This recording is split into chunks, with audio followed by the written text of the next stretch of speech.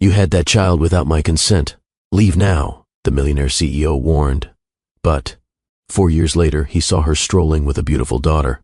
The afternoon moved at an easy rhythm through Central Park. Musicians played somewhere beyond the trees, children laughed near a row of benches, and the steady murmur of conversations blended into the background like soft music. Nelson Baker walked alone, one hand tucked into the pocket of his tailored coat. Meetings at Baker Global Holdings had ended early, and for once he had nowhere urgent to be. That in itself felt unfamiliar. He slowed near a fountain, watching a little girl chase falling leaves while her mother filmed on a phone. A faint smile almost appeared on his face before he straightened again, slipping back into the calm expression the business world expected from him. Peaceful moments rarely lasted long in his life, and then he saw her. Wendy Morales stood near the pathway, turning slightly as she adjusted the strap of a canvas bag on her shoulder. Her posture was steady, her expression calm, different from the woman he remembered, yet unmistakably the same. Nelson stopped walking. His first instinct was to step away before she noticed him. That was easier, cleaner, controlled, but before he could turn, a small hand reached for Wendy's. The little girl beside her laughed at something only she seemed to understand.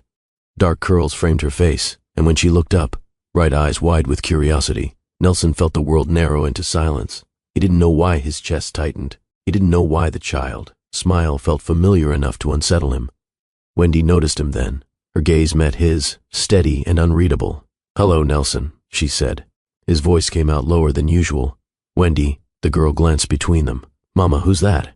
Wendy hesitated just a second too long. Her question pulled him back 4 years without warning. A quiet office, a conversation that changed everything.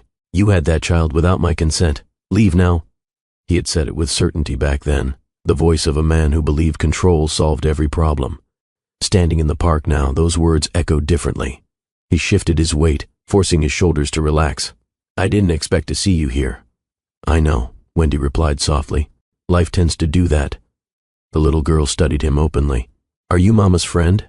Nelson almost answered automatically, the way he did in interviews or boardrooms, but nothing prepared him for this moment. "I used to be," he said carefully. Wendy's eyes flickered with something unreadable, not anger, not warmth, just quiet awareness. Nelson Baker was known for precision. Investors described him as composed. Employees said he never hesitated. The girl tilted her head. "You look serious," she told him. Wendy laughed softly. "He always did." Nelson exhaled through a faint smile. "I'm working on that." The word surprised him as much as anyone. For years his life had followed clear rules, decisions based on logic, relationships measured carefully. Seeing Wendy again, especially like this, unsettled that balance in a way he hadn't expected. He glanced toward the trees, buying himself a second to think. "I didn't realize you were still in the city." "I never left," she said. Another quiet pause. Then Wendy spoke, her voice gentle but direct. "Her name is April." Nelson looked at the girl again, letting the name settle in his thoughts. April waved at him casually, as if introductions with strangers were part of her daily routine. Something shifted inside him. Not dramatic, just unfamiliar. "Have you ever run into someone who changed your life?" Nelson said slowly, almost to himself, and realized you never really finished the conversation. Wendy watched him carefully, as though weighing the honesty behind the words. April tugged at her sleeve. "Mama, can we get ice cream?" "In a minute," Wendy said. Nelson cleared his throat. "I should probably let you go." "Maybe," Wendy replied, "but maybe not yet." He met her gaze again, searching for anger or blame, but she seemed calm, stronger than he remembered. "Are you afraid I'll walk away again?" he asked quietly. She didn't answer directly. "People change when they're ready," she said, "not when they're forced." Her words landed without accusation. April stepped closer and held up a small drawing pad. "I'm practicing faces," she announced proudly. "Can I draw you?" Nelson blinked, caught off guard. "I don't usually sit for portraits," he said. "Then today can be your first time," Wendy replied with a teasing smile. He hesitated, then nodded. As April began sketching, Nelson looked around at the passing crowd, strangers moving through their own stories, unaware that his carefully structured world had just shifted. He glanced back at Wendy. 4 years, he murmured. "I thought everything ended that day." "Some things pause," she said gently. "They don't disappear." April held up the drawing. The lines were simple, unfinished, but something about it felt honest in a way no business success ever had. Nelson let out a quiet laugh. "Not bad," he told her. She beamed. "You look nicer when you smile."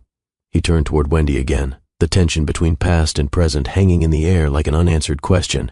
And somewhere between the sound of distant music and the soft rustle of leaves underfoot, Nelson realized that this encounter wasn't an accident. It was the beginning of something he never planned for, a chapter he didn't know how to control. Before we go any further, if you enjoy powerful storytelling that feels real and meaningful, take a second to subscribe to Mr. Cooper Stories. Nelson didn't know his answer yet, but for the first time in years, he didn't walk away. The glass doors of Baker Global Holdings opened without a sound, revealing a lobby built on quiet confidence rather than loud luxury. Soft gray stone floors stretched toward a wide reception desk, and digital displays scrolled through market updates in calm blue tones. Employees moved with purpose, their conversations low, almost respectful of the space itself. Nelson Baker crossed the lobby with measured steps, acknowledging greetings with brief nods. Nothing here felt chaotic. Everything had a place, just the way he liked it. "Morning, Mr. Baker," Maya called as she approached with a tablet in hand. "Your 9 o'clock meeting moved to the executive floor. The board requested a shorter briefing." "Good," he replied. "Efficiency keeps people honest." She smiled slightly, already adjusting his schedule as they walked toward the elevator.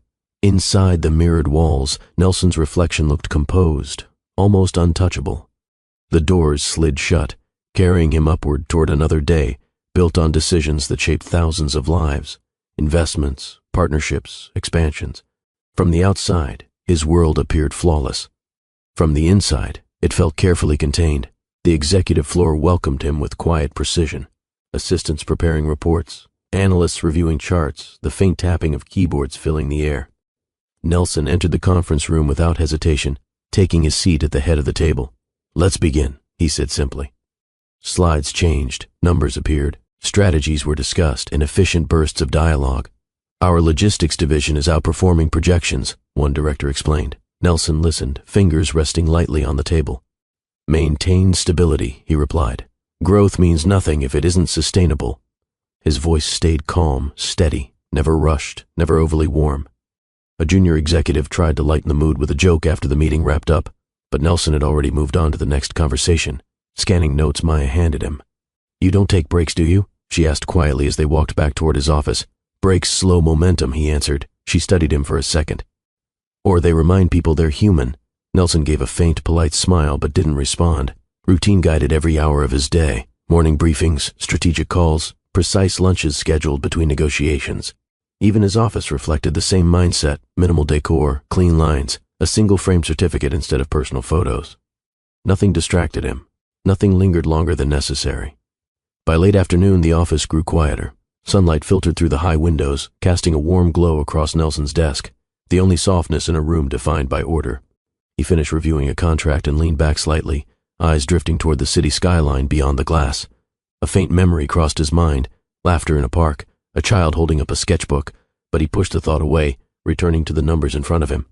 Maya knocked gently before stepping inside. "Your evening dinner with investors is confirmed," she said. "They requested a more personal conversation this time." "Personal?" Nelson repeated, almost amused. "Investors care about results. Sometimes they care about the person delivering them," she replied. He considered that for a moment, then nodded.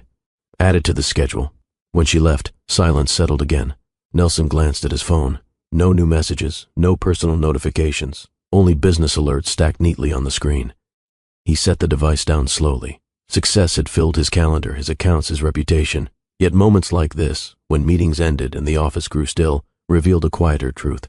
There was no one waiting to ask how his day went, no one interrupting his routine with unpredictable warmth, just the steady rhythm of a life designed for control. He stood and walked toward the window, watching people move along the streets far below, strangers connected by invisible stories he never paused long enough to notice. For a brief second, he wondered what it would feel like to step outside that routine without a plan. Then he straightened his jacket, returning to his desk as another notification lit up the screen. Work continued, and Nelson Baker, as always, remained composed, even as a small, unspoken loneliness lingered beneath the success everyone admired. The afternoon at Baker Global Holdings moved with its usual quiet rhythm. Nelson sat behind his desk reviewing a proposal while soft lights stretched across the floor-to-ceiling windows. Numbers filled the screen in front of him, projections, timelines, decisions waiting to be made. A soft knock broke the silence. Maya stepped inside, her expression more cautious than usual. "Sir, someone is here asking to see you." He didn't look up immediately. "Add them to next week's calendar. She says it's personal." That word alone made him pause. Nelson leaned back slightly, folding his hands together. Personal visits rarely reached this floor. His life was arranged to prevent surprises. "Name?" he asked. Maya hesitated, almost as if measuring the weight of it. "Wendy Morales." The room felt smaller for a moment. Nelson's gaze drifted toward the window before returning to Maya. He didn't answer right away, weighing instinct against curiosity. "She insisted she wouldn't stay long," Maya added gently. After a brief silence, he nodded once. "Send her in." Maya stepped out, closing the door quietly behind her. Nelson stood, adjusting his jacket, the familiar habit giving him something solid to hold on to. He told himself this was just a conversation, nothing more complicated than that. Still, his heartbeat felt slightly out of rhythm. The door opened again. Wendy walked in with calm confidence, carrying a canvas bag over her shoulder. She looked different from the woman he remembered, steadier, grounded, yet the warmth in her eyes remained unchanged. For a second, neither of them spoke. "Hello, Nelson," she said softly. "Wendy," he replied, keeping his tone even. "I didn't expect to see you here." "I know," she answered, offering a small smile. "But some conversations don't belong in crowded parks." He gestured toward a chair across from his desk. "Please sit." She didn't rush to take it, instead glancing around the office. "You haven't changed much. Consistency works," he said. She laughed lightly, though there was something thoughtful behind it. "That sounds like you." As she sat down, Nelson noticed the quiet strength in her posture. No hesitation, no apology for being there. "So," he said, resting his hands on the desk, "what brings you here?" Wendy met his gaze directly. "You already know part of the answer." He exhaled slowly. "The park, and April," she added. The names settled between them, heavy but calm. For a moment, the office felt less like a corporate space and more like neutral ground where old history waited patiently. Nelson walked toward the window, giving himself a second before responding. "She seems bright," he said quietly. Wendy's expression softened. "She is. I didn't come here to argue," Wendy continued. "And I didn't come here to make you feel guilty." He turned back toward her. "Then why now?" She considered her words carefully. "Because pretending you don't exist in her world feels dishonest. And because you deserve the choice you didn't take before." Her honesty caught him off guard. "You're giving me a choice?" he asked. "I'm giving you information," she corrected gently. "What you do with it is yours." Nelson nodded slowly, absorbing the weight of her words. For years, decisions had come easily. Contracts signed, partnerships ended, strategies approved without hesitation. This felt different. "What are you expecting from me?" he asked. "Nothing immediate," she said. "Just honesty." He studied her face, searching for resentment but finding none, only patience. "I've built my life on structure," he admitted quietly. "I don't usually handle unexpected chapters well." Wendy leaned back slightly, her voice calm. "Maybe that's why this one matters." Another pause settled between them. Outside the glass walls, employees moved through the corridor, unaware that one quiet conversation was shifting something deeper than any business deal. Nelson finally spoke again. "If I wanted to see her, where would I go?" A faint smile touched Wendy's lips, not triumphant, just hopeful. "There's a small art studio in Brooklyn," she said. "She spends most afternoons there." He nodded once, committing the detail to memory. Wendy stood, adjusting the strap of her bag. "That's all I needed to say today." "You came all this way just for that?" he asked. "Yes," she replied. "Some things are better said face to face." She moved toward the door, then paused. "You don't have to be perfect, Nelson. Just present." With that, she left the office as quietly as she had entered. The door closed, and Nelson remained standing in the center of the room, the silence heavier than before. For years, he had built walls around his life, clear lines between past and future, emotion and logic. Now, those lines felt less certain. He glanced at the empty chair she had occupied, then at the city beyond the window. And for the first time that day, he allowed himself to consider a possibility he once refused to imagine, stepping into a role he never planned for, guided not by control, but by something far less predictable. 4 years earlier, Nelson Baker had walked into a creative studio downtown expecting efficiency, not personality. The charity project was meant to be simple, a partnership between Baker Global Holdings and a community arts initiative aimed at supporting young creators. He arrived precisely on time, tablet in hand, prepared to approve designs and move on. Instead, he found Wendy Morales standing barefoot on a paint-splattered rug, sketchbook balanced against her arm as she argued, politely but firmly, with a group of designers about color choices. No, she said with a small laugh, brushing a loose strand of hair behind her ear. If it feels safe, nobody will remember it. Let it breathe a little. Someone noticed Nelson near the door and straightened. Mr. Baker's here. Wendy turned, meeting his gaze without hesitation. You must be the man funding all of this. And you must be the one ignoring the budget, he replied evenly. She grinned. Only when the budget forgets the people it's meant to help. The room grew quiet, waiting for his reaction. Nelson surprised himself by smiling faintly. Let's see what you've created. She handed him a series of illustrations, vibrant, thoughtful, layered with meaning. They were nothing like the polished corporate visuals he usually approved. These won't appeal to everyone, he said carefully. They're not supposed to, she answered. They're supposed to matter. For the first time that day, Nelson set his tablet aside and actually listened. Over the following weeks, meetings stretched longer than scheduled. What began as professional collaboration gradually shifted into something more personal.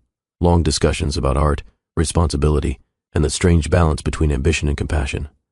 One evening, as most of the team packed up to leave, Wendy remained at a table sketching quietly. Nelson lingered near the doorway, watching the way she focused on each line as if the world outside didn't exist. You stay late often? He asked. Only when ideas refuse to wait, she said without looking up. You? I stay late because efficiency demands it. She finally glanced at him, amused. You speak like a contract, and you speak like someone who's never had to meet a quarterly target, he replied. She laughed softly, the sound warm but genuine. Maybe that's why we work well together. You keep things grounded. I keep them interesting. He pulled out a chair across from her, surprising himself again. What makes you challenge every decision I make? Wendy paused, considering. Because you don't seem like someone who wants to be agreed with all the time.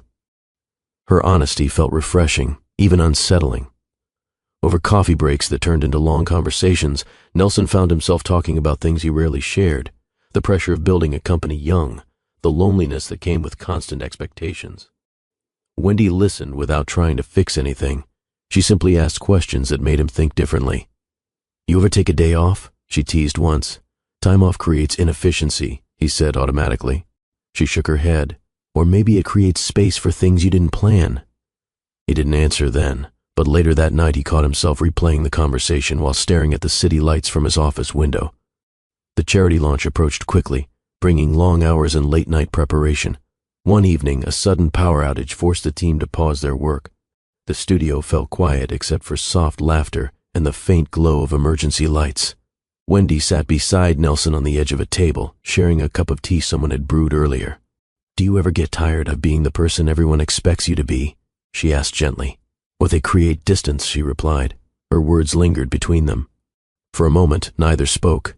Outside, the city moved at its usual pace, unaware of the quiet shift happening inside that small studio. Nelson noticed how easy it felt to sit there without discussing numbers or strategies. Wendy didn't treat him like a powerful executive. She treated him like a person still figuring things out. You're different when you're not in a suit, she said suddenly. And you're different when you're not challenging my decisions, he replied. She smiled. Maybe we both needed a change of perspective. That night marked the beginning of something deeper. Not dramatic, not rushed, just two people learning to meet each other halfway. They began sharing dinners after long workdays, talking about everything from childhood memories to dreams they rarely admitted aloud. Nelson found himself laughing more, noticing details he used to overlook, the way Wendy tilted her head when thinking, the quiet confidence in her voice when she spoke about helping others. For the first time in years, control didn't feel like the only way forward. And though neither of them said it directly, the connection between creativity and discipline began to grow into something neither expected, something warm, steady, and quietly transformative. It felt simple then. It felt honest. And neither of them knew how much that honesty would soon be tested. The charity project entered its final weeks, and what started as structured collaboration slowly turned into something less predictable. Nelson began arriving at the studio earlier than necessary, sometimes without a clear reason. He told himself it was about progress reports, about ensuring deadlines stayed intact, but Wendy noticed the shift long before he admitted it to himself. You're early again, she said one afternoon, glancing up from a canvas filled with bold colors. I prefer staying ahead, he replied, setting his jacket over a chair. She raised an eyebrow. You say that like life runs on schedules. It usually does, he answered. Wendy handed him a brush. Then consider this an unscheduled task. He hesitated, staring at the paint like it was a language he didn't speak. I'm not an artist, he said. Good, she replied. That means you won't overthink it. The team around them laughed softly as Nelson reluctantly added a single stroke to the canvas. It wasn't perfect, but it broke something inside him, a small piece of the distance he carried everywhere. Later that evening, they stayed behind while the others left. Music played quietly from someone's speaker, and the studio felt calmer without the usual rush. You seem lighter lately, Wendy observed, packing away supplies. Is that a compliment or a warning? He asked. Maybe both, she said with a small smile. He found himself smiling back before he could stop it. As days passed, their conversations moved beyond work. They talked about favorite books, childhood memories, and dreams they rarely shared with anyone else. One night, they sat on the studio floor surrounded by half-finished paintings. Wendy leaned back against a wall, watching Nelson scroll through emails on his phone. You know you don't have to answer everything immediately, she said. If I don't respond, people assume something's wrong, he replied. Or maybe they assume you trust them to handle things, she countered. He looked at her thoughtfully. You make it sound simple. It's not simple, she said softly. It's just human. Her words settled into the quiet space between them. Nelson realized he had stopped checking the time. That alone felt unfamiliar. With Wendy, conversations stretched naturally, without the pressure of efficiency or outcomes. You challenge me more than anyone in my company, he admitted. That's because I'm not afraid of losing a promotion, she teased. He laughed quietly, the sound genuine. In moments like these, the boundaries between professional and personal began to fade. Neither of them rushed to define what was happening, yet the connection grew stronger with each shared evening. The night before the charity launch, the studio buzzed with energy. Final adjustments were made, lights tested, artwork arranged carefully around the room. When the last volunteer left, Nelson and Wendy remained behind to review details. You've done something special here, he said, looking around at the space transformed by months of effort. We did, she corrected gently. He turned toward her, and for a moment neither spoke. The air felt different, quieter, charged with something unspoken. Wendy stepped closer, her voice softer than usual. You don't always have to be the strong one, you know. I'm not sure I know how to be anything else, he admitted. She studied him for a long second. Maybe you just haven't met the right reasons to try. The words hung between them. Without planning it, Nelson reached for her hand. She didn't pull away. The touch felt natural, unforced, a quiet acknowledgement of something deeper than either of them had expected when the project began. Are we making this complicated? He asked quietly. Maybe, she replied, but sometimes the complicated parts are worth it. He nodded slowly, as if giving himself permission to step outside the boundaries he had built for years. That evening marked a turning point, a moment where connection moved beyond collaboration and into something more personal, more fragile. Neither of them spoke about the future. They didn't discuss labels or promises. They simply stayed there a little longer, sharing a silence that felt comfortable instead of reminding them of everything waiting beyond those walls. And though the connection brought warmth into Nelson's structured life, it also introduced a vulnerability he wasn't used to carrying, a vulnerability that would soon be tested in ways neither of them anticipated. The charity launch ended with applause, photographs, and congratulations from sponsors who praised Nelson's vision. He accepted every compliment with calm professionalism, yet his attention kept drifting toward Wendy as she spoke with young artists near the stage. Later that evening, after the last guests left and the studio grew quiet again, she approached him slowly. Do you have a minute? She asked. Her tone was gentle, but something in her expression made him pause. Of course, he said, setting aside his phone. They moved to a quieter corner where the hum of conversation faded into the background. Wendy clasped her hands together briefly, as if choosing her words carefully. You've always said honesty matters more than comfort, she began. I still believe that, Nelson replied. She nodded once. Then I need to tell you something important. He felt a subtle tension rise. Not fear exactly, just an awareness that this conversation would shift something between them. I'm pregnant, she said softly. The words settled into the space between them without drama, without raised voices, just quiet truth. Nelson didn't respond immediately. His mind moved through calculations, responsibilities, expectations, everything he had built over years of careful planning. Are you sure? He asked finally, his voice lower than usual. Yes, Wendy said gently. I found out last week. I wanted to wait until the launch was finished before telling you. He walked a few steps away, hands resting on the back of a chair as he tried to steady his thoughts. The future he had always imagined, controlled, predictable, suddenly felt uncertain. This changes things, he said. It does, she agreed, but it doesn't have to be something we're afraid of. Fear wasn't a feeling he liked admitting, so it surfaced instead as distance. You should have discussed this with me sooner, he said quietly. Her expression softened, not defensive, I just found out, Nelson, and this isn't a business negotiation. He exhaled slowly, struggling to reconcile emotion with logic. I've worked too hard to build stability, he said. My life can't shift overnight. Wendy took a step closer. Life doesn't ask for permission to grow.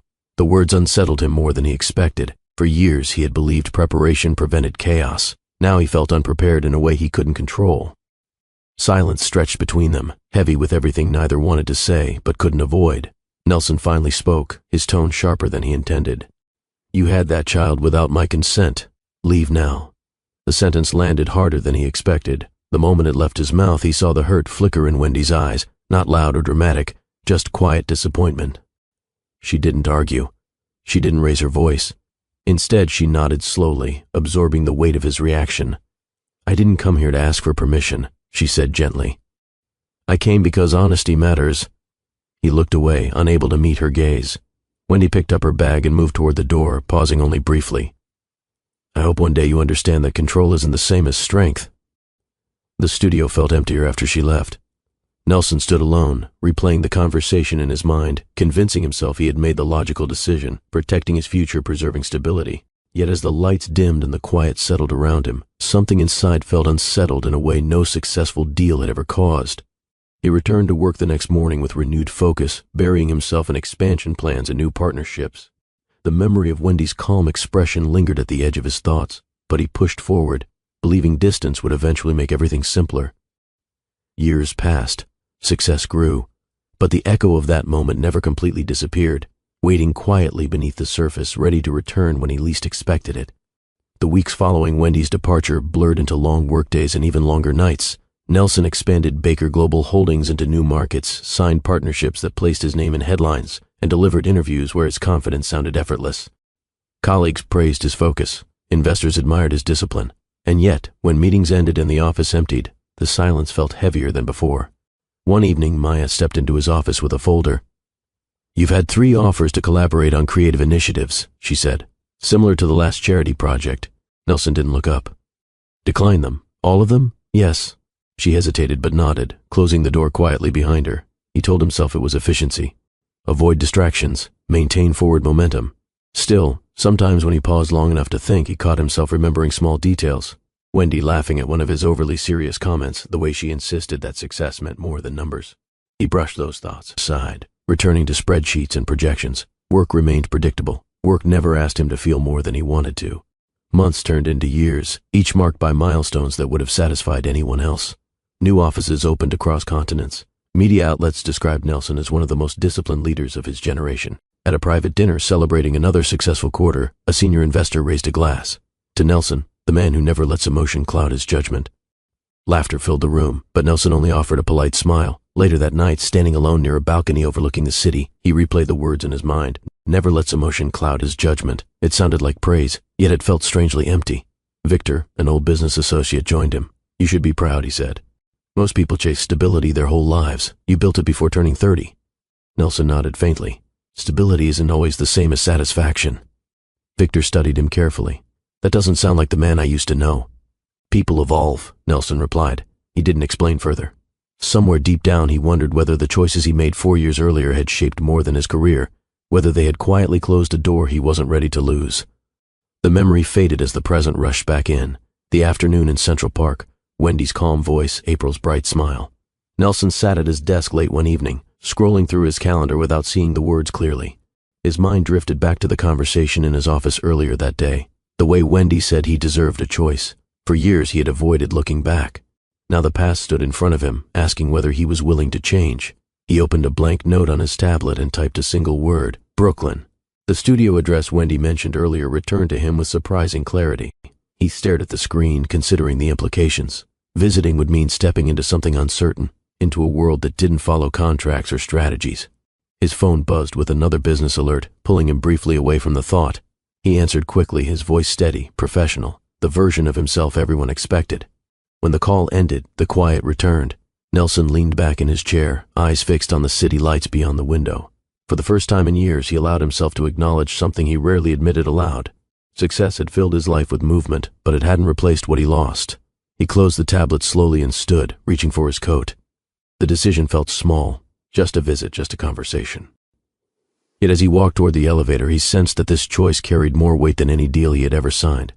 And somewhere beneath the calm expression he wore so well, a quiet curiosity began to grow, not about business or strategy, but about a little girl named April, and the possibility of a future he once refused to imagine. The next afternoon, Nelson sat at his desk reviewing reports he had already read twice. Numbers usually grounded him, but today they felt distant, like background noise he couldn't quite focus on. A soft knock came at the door. "Come in," he said.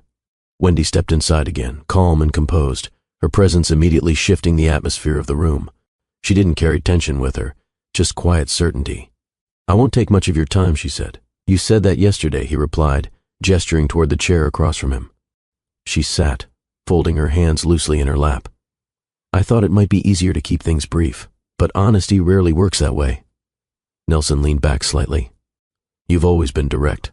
"It saves energy," she said with a faint smile. Silence settled for a moment, not uncomfortable, just filled with things waiting to be spoken. "I realized after leaving yesterday that you asked a question you didn't finish," she continued. "You wanted to know more about her." He nodded slowly. "I did." Wendy met his gaze. "Then let's start with the simplest truth. Her name is April," Wendy said again, more softly this time, as if allowing the sound to settle fully into the room. Nelson repeated it quietly. April. The name felt lighter than he expected, not heavy with blame or regret, just new and unfamiliar. "She loves painting," Wendy added, "and she asks too many questions." A faint smile touched his face despite himself. "That sounds like someone I used to know." Wendy tilted her head slightly. "She has your curiosity, whether you like that or not." He looked down at the desk for a moment, absorbing the thought. For years he had avoided imagining what life might have looked like if he had made a different choice. Now, the idea stood in front of him, real and impossible to ignore. "What does she know about me?" he asked carefully. "Only that you were someone important to me once," Wendy answered. "I never told her anything. Unkind." The honesty in her voice made him pause. "You could have," he said quietly. "That wouldn't have helped anyone," she replied. Nelson stood and walked toward the window, watching the city move below. Cars passed in steady lines, people crossing streets with places to go, decisions to make. Another silence followed, heavier this time, filled with reflection rather than uncertainty. "I've spent years believing some doors close permanently," he said. "Some do," Wendy replied gently, "but others stay open longer than we think." She didn't answer immediately. Instead, she studied him carefully, as if searching for the intention behind his words. "It wouldn't be about proving anything," he added. "Just understanding." Wendy nodded slowly. "There's a small art studio in Brooklyn where she spends afternoons after school. It's her favorite place. I remember you mentioning it," he said. "She'll probably ask you questions you won't be ready for," Wendy warned with a small smile. "I've handled difficult negotiations before," he replied. "That's different," she said softly. "Children don't negotiate. They just feel—" Her words lingered long after she stood to leave. At the door, she paused. "You don't have to decide everything today, Nelson. Just show up if you're ready."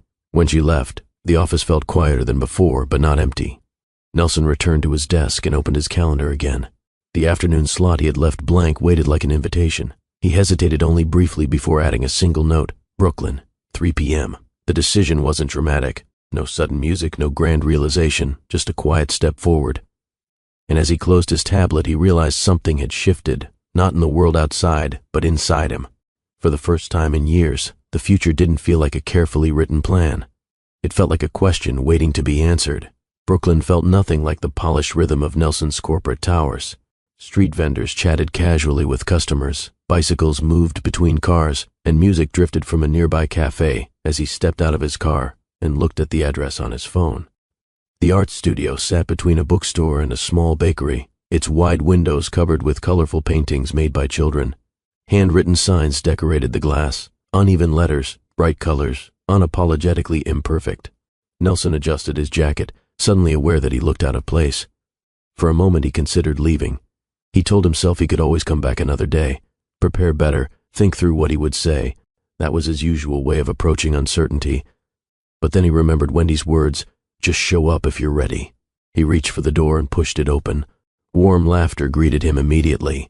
Paintings hung from the walls in layers of color, and small tables filled the room where children worked quietly with brushes and pencils. No one rushed toward him. No one asked for a business card or introduced themselves with titles. It felt strangely peaceful. A young instructor glanced up and smiled politely. "Welcome," she said. "You here for a class?" "Not exactly," Nelson replied. "I'm visiting someone." She nodded and gestured toward the back of the room. And that's when he saw her. April sat at a small table near the window, carefully blending colors on a canvas. Her dark curls fell forward as she focused, completely unaware of who had just entered the room. Nelson slowed his steps, unsure how to begin. Before he could decide, she looked up, bright eyes widening slightly with recognition. "Oh," she said, tilting her head. "You're the serious man from the park." A few nearby children giggled softly. Nelson crouched slightly to meet her eye level. "I guess I am." She studied him with curiosity, not hesitation. "Did you come to paint today?" "I'm not very good at that," he admitted. "That's okay," she said confidently. "Nobody starts good." Her honesty caught him off guard. April turned toward the instructor. "Miss Lena, he needs a chair."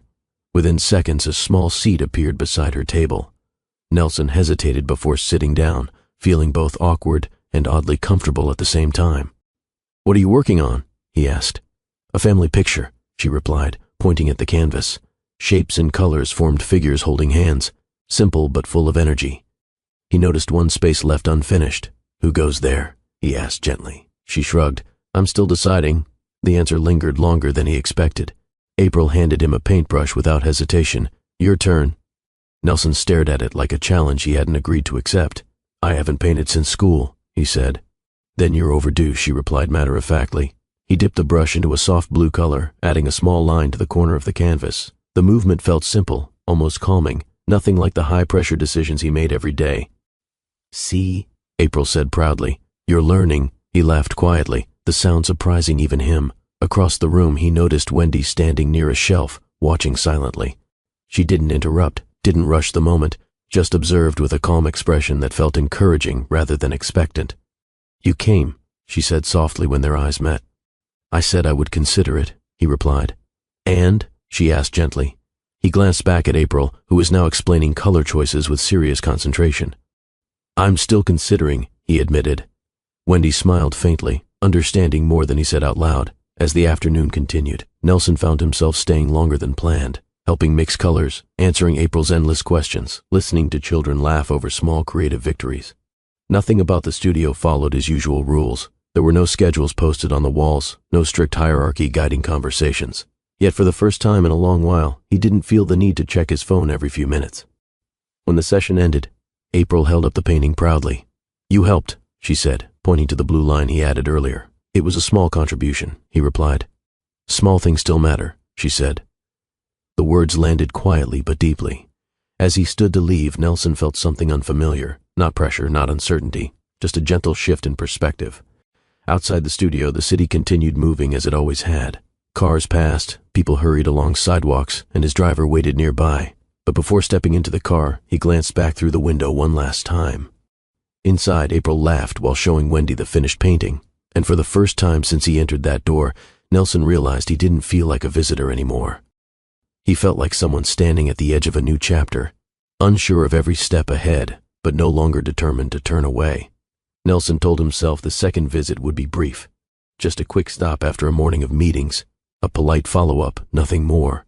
Yet when his car pulled up outside the Brooklyn Art Studio again, he noticed the quiet anticipation sitting beneath his calm expression. Inside, the room carried the same relaxed energy as before. Paintings lined the walls, and soft music played somewhere near the back. April sat at her usual table, surrounded by bright colors, completely focused on her work. She noticed him immediately. "You came back," she said, her voice full of excitement rather than surprise. "I said I might," he replied, setting his coat over a chair.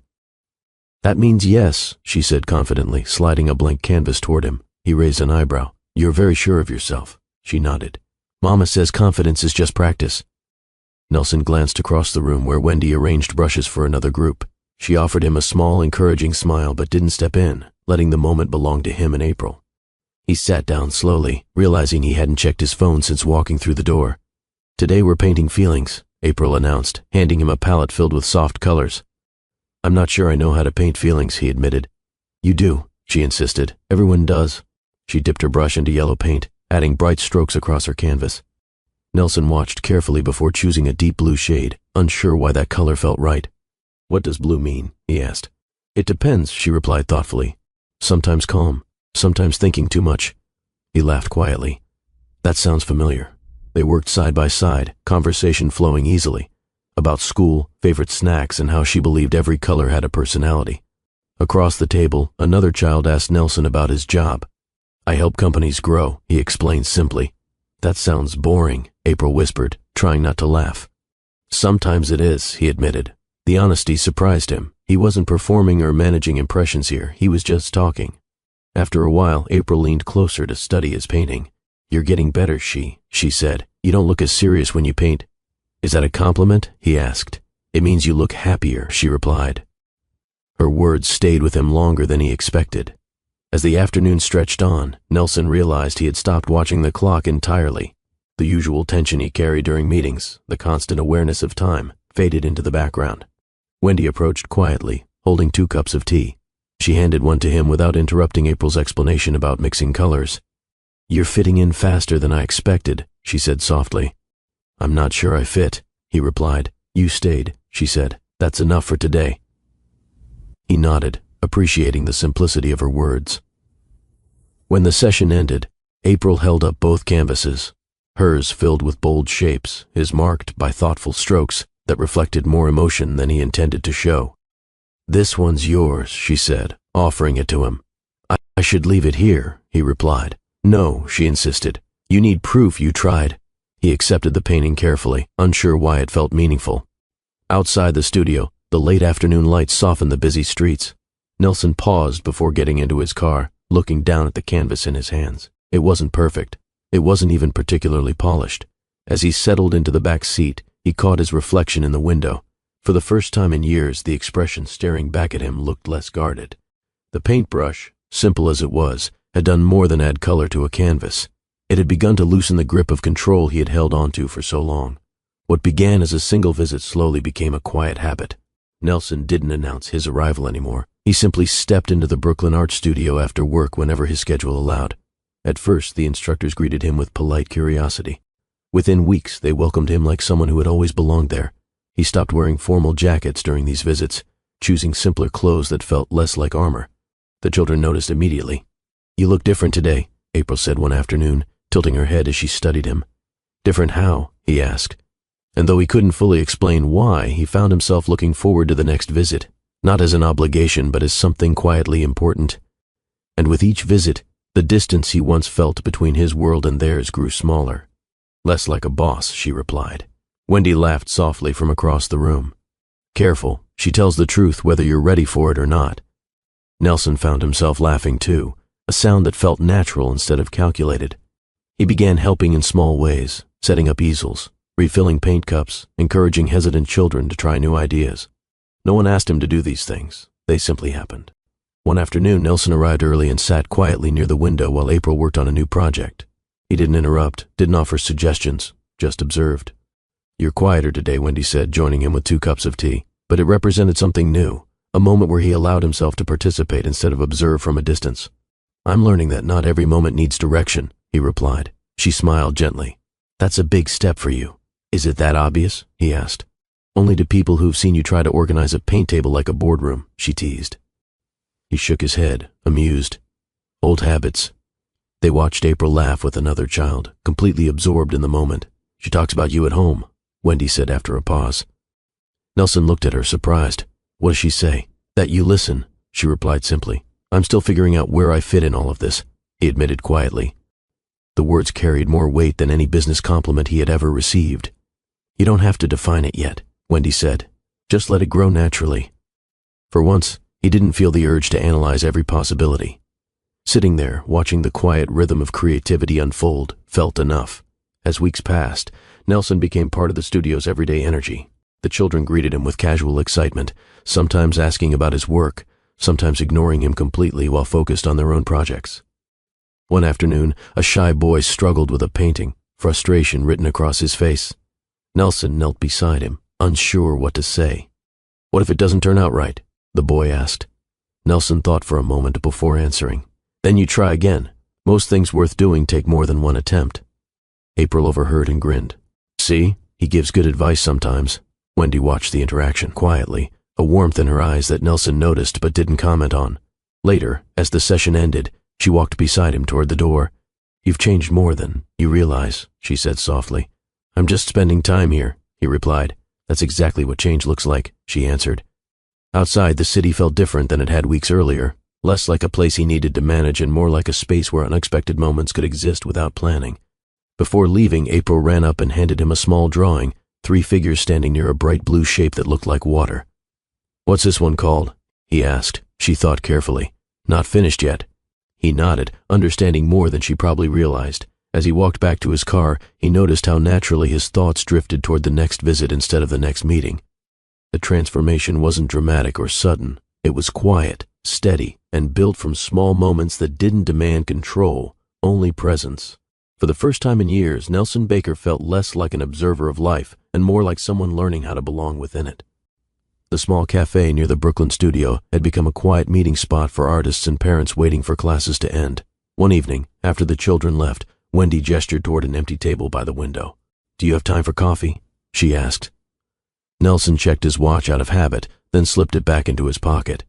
"I do." They sat across from each other, warm cups resting between them. Outside, people passed by in relaxed conversation, the world moving at its usual pace while something more personal unfolded at their table. But eventually, the conversation shifted. "You've been coming here a lot," Wendy said gently. "More than I expected." "I didn't expect it either," he admitted. She studied him quietly. "And how does it feel?" He thought about the question longer than he usually allowed himself to. "Different," he said. "Less structured." "That scares you?" she asked. "It used to," he replied. Silence settled between them for a moment. Not uncomfortable, just honest. Nelson wrapped his hands around the cup, feeling the warmth steady him. "I've thought a lot about what happened 4 years ago," he said finally. Wendy didn't interrupt. "I reacted out of fear," he continued, "not anger.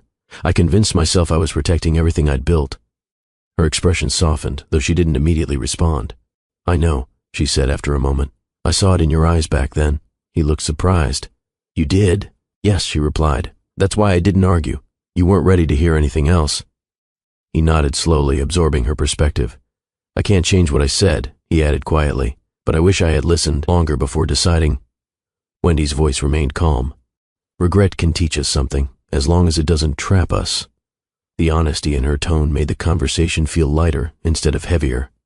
The cafe grew quieter as evening settled in, and their conversation shifted toward the present. "What are you hoping for now?" Wendy asked. Nelson hesitated. "I don't want to repeat the past," he said. "I want something honest, with you, with April, with myself."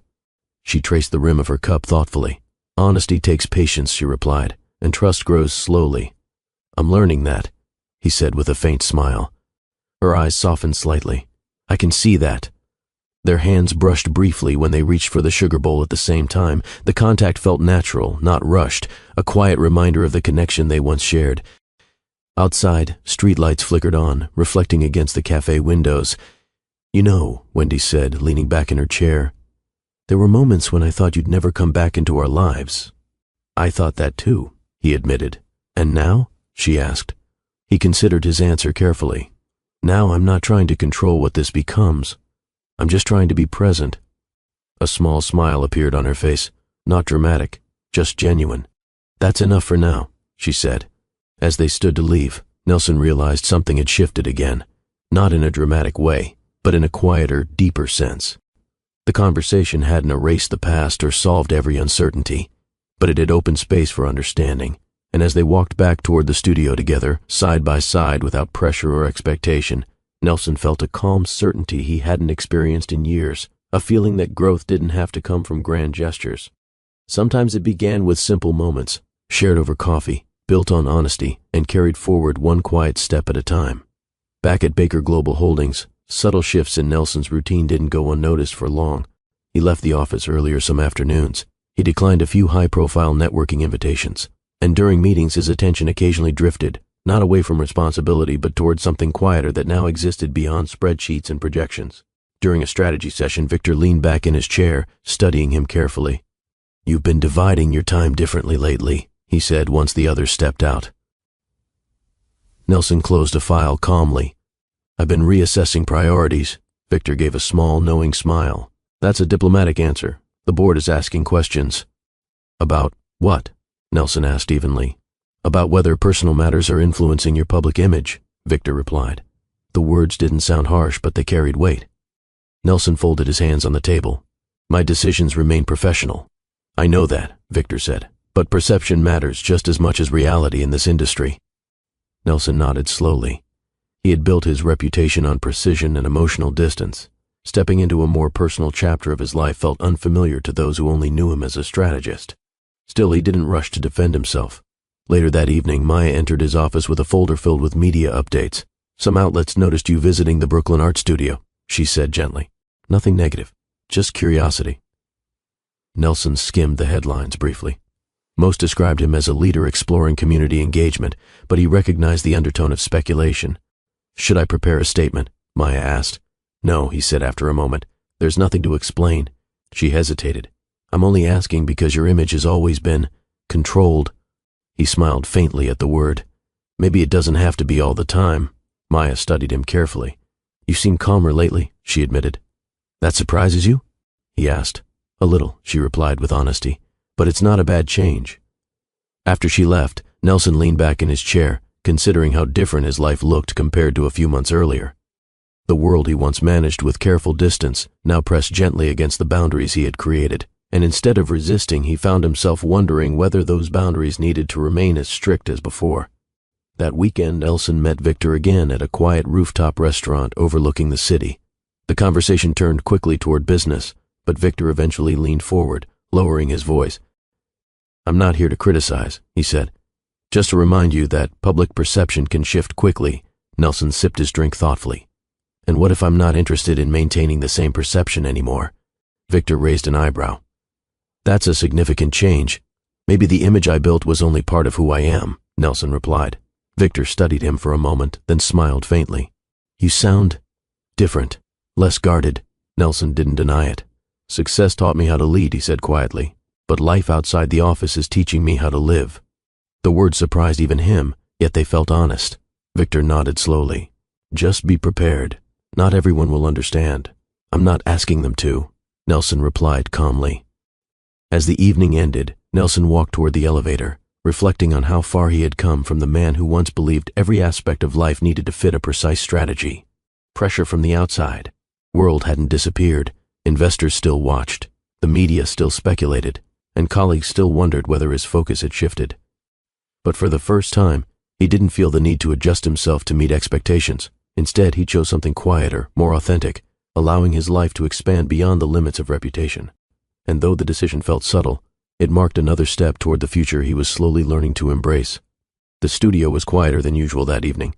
Most of the children had left early, and the soft echo of footsteps filled the space as Wendy wiped paint from a table near the window. Nelson leaned against a nearby shelf, watching her work. Over the past weeks, their conversations had grown easier, warmer, yet he sensed something lingering beneath the surface tonight. You've been quiet, he said gently. She didn't look up right away. I've just been thinking. That sounds serious, he replied. Wendy finally turned toward him, her expression calm but thoughtful. What happens when work pulls you away again? The question hung between them, simple but heavy. Nelson crossed his arms loosely. It probably will, he admitted. My world hasn't stopped moving. That's what worries me, she said softly. April is starting to see you as part of her routine. And she paused, choosing her words carefully. I don't want to rebuild something only to watch it disappear again. Her honesty wasn't sharp or accusing, just real. Nelson took a slow breath before answering. I can't promise perfection, he said. You know that better than anyone. She nodded slightly. But I can promise I won't run from difficult moments the way I did before, he continued.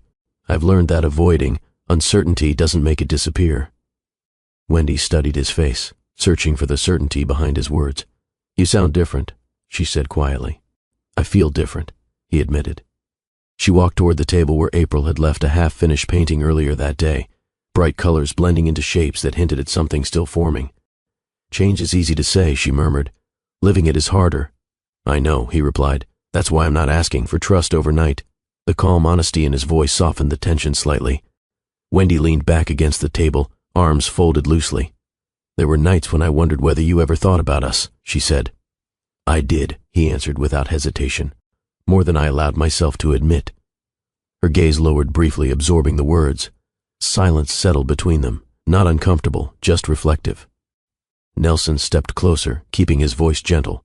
I'm not trying to rewrite the past, he said. I'm trying to show up differently now. Wendy exhaled slowly, the tension in her shoulders easing just a little. I never wanted you to be perfect, she said. I just needed to know you wouldn't disappear the moment life became complicated. He nodded. That's fair. Across the room, April's laughter echoed faintly from another class finishing up, reminding them both of what mattered most. Wendy glanced toward the sound and then back at him. I'm still learning how to trust this version of you, she admitted. You don't have to rush, he said. I'm not going anywhere. The simplicity of his words lingered in the air. For a moment, neither moved, just standing close enough to feel the warmth of shared understanding without pushing for more. Finally, Wendy smiled softly, not fully certain but no longer guarded. That's a good place to start. As they walked toward the door together, Nelson realized that growth wasn't measured by grand gestures or dramatic declarations. Sometimes it meant listening without defending, promising without demanding immediate belief. And as the evening settled around them, he felt another quiet shift, not a resolution, but a steady step forward built on patience, honesty, and the willingness to face uncertainty together. The ballroom overlooking the river buzzed with conversation as leaders from different industries gathered for a large charity fundraiser hosted by Baker Global Holdings. Soft lighting reflected against tall windows, and quiet music filled the space while guests exchanged greetings. Nelson stood near the stage, reviewing the speech prepared by his communications team. Every word was polished, safe, professional, predictable. 5 minutes, Maya whispered, adjusting his microphone. The board expects this to reinforce the company's image. He nodded, though his attention drifted toward the back of the room where Wendy stood with April, both dressed simply compared to the crowd. April waved when she noticed him looking. A small smile appeared before he caught himself. Ready? Maya asked. Almost, he replied, folding the printed speech in half. For years he had delivered exactly what audiences expected: confidence, clarity, distance. Tonight felt different, though he couldn't explain why. Applause followed as Nelson stepped onto the stage. Cameras flashed, and conversations faded into attentive silence. He glanced down at the speech in his hand, then set it aside. Good evening, he began, his voice steady but quieter than usual. I was given a prepared message tonight, something polished and easy to deliver. A few guests exchanged curious looks, but lately, he continued, I've realized that success isn't always found in perfect plans. Sometimes it grows in moments we never expected. He spoke about connection, about how community projects had changed the way he viewed leadership, how listening had become just as important as directing. Across the room, Wendy watched closely, her expression thoughtful rather than surprised. I used to believe control meant strength, Nelson said. Now I'm learning that growth often comes from allowing life to be unfinished. The audience remained silent, absorbed by the honesty behind his words. April leaned toward Wendy and whispered something that made her smile. When Nelson finished speaking, the applause felt different, warmer, less formal. Backstage, Victor approached him with a faint grin. That wasn't the speech we approved, he said. I know, Nelson replied calmly. Victor shook his head, half amused. You've definitely changed. Maya joined them moments later. The audience loved it, she said, and the media reaction looks positive so far. Nelson nodded, but his attention shifted when he saw Wendy and April walking toward him. You sounded like Mama, April said proudly. He laughed softly. Is that a compliment? It means you're learning, she replied, completely serious. Wendy met his gaze, her eyes warm. That was honest, she said. I didn't want to hide behind perfect words anymore, he admitted. She nodded, understanding more than he explained. As the evening continued, guests approached him with compliments, yet what stayed with him most was the quiet moment with Wendy and April, the sense that he had stepped into a version of himself he once avoided. Tell me honestly, have you ever pushed someone away because you were afraid of what your life might become? Share your thoughts in the comments. I read them all. For the first time, his public image and personal growth felt aligned rather than separate, and as he walked through the crowd later that night, Nelson realized something important. The speech hadn't just changed how others saw him, it had changed how he saw himself, not as someone defined only by control, but as someone capable of evolving in ways he never planned. A few evenings after the fundraiser, Nelson and Wendy found themselves walking along the riverfront just as the city lights began to glow against the water. The path was quieter than usual, filled with couples strolling slowly and musicians practicing near the edge of the promenade. Neither of them rushed to fill the silence. Nelson kept his hands in his coat pockets, matching Wendy's pace naturally. For years, conversations between them had been layered with unfinished history, but tonight felt calmer, less about what had gone wrong and more about what might be possible now. "I didn't expect that speech," Wendy said softly. "I didn't expect to give it," he admitted. She smiled faintly. "You weren't trying to impress anyone." "That's new for me," he replied. They paused near a railing overlooking the water. April's laughter echoed in his memory from earlier that day, and for a moment he simply watched the reflection of lights moving across the surface. "You've changed," Wendy said gently. "I had to," he answered. "Not for appearances, but because I didn't like the person I became when everything felt controlled." She nodded, understanding the weight behind his words. Nelson turned toward her, his expression thoughtful but steady. "I don't want to repeat the past," he said. "Back then, I was afraid of losing control. Now I'm more afraid of missing something real."